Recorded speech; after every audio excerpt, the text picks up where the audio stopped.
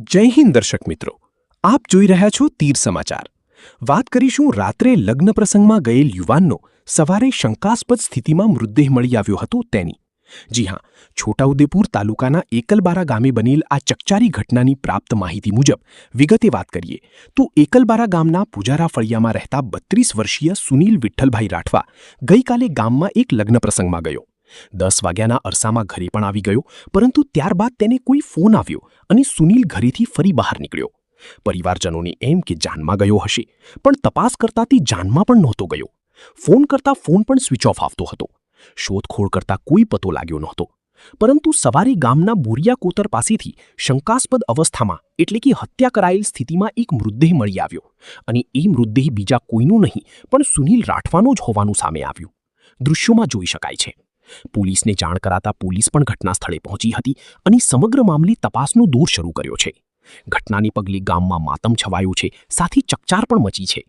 ગામના સરપંચ સહિત પરિવારજનોએ ઊંડાણપૂર્વક તપાસ કરવાની સાથે ન્યાયની માંગ કરી છે. શું કહી રહ્યા છે સરપંચ જયંતિભાઈ રાઠવા? આવવું જોઈએ. એકલબારા ગામે અહીંયા લગ્ન હતું રાત્રે, તો અહીંયા અમારે એકલબારાના છોકરો અહીંયા લગ્નમાં ગયા હતા. રાત્રે 10 વાગ્યા સુધી લગ્નમાં હતા. 10 વાગ્યા પછી ઘરે આવતા રહ્યા. ઘરે આવ્યા પછી કંઈક પાછો કોઈકનો ફોન પણ આવ્યો તો નીકળ્યા ઘરેથી. તો એ લોકો એમ જાણે જાનમાં ગયા એમ તેમ પણ નહીં ગયા. તો પછી તપાસ કરી ફોનને કર્યો તો ફોન બંધ બોલ્યો. તો પછી તપાસ કરી પણ જાન જતી રહી. પછી કંઈ નહીં.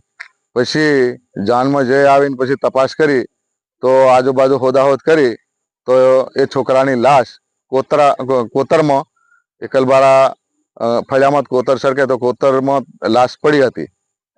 મળી આવી લાશ. આ કોટરનું નામ શું? બોરિયા કોતર. તમારું નામ? જયંતિભાઈ સરપંચ મલાજા. છોટાઉદેપુર સહિત રાજ્ય, દેશ અને દુનિયાના સમાચાર જોવા માટે સબસ્ક્રાઇબ કરો તીર સમાચાર અને બેલ આઇકોન જરૂર દબાવો.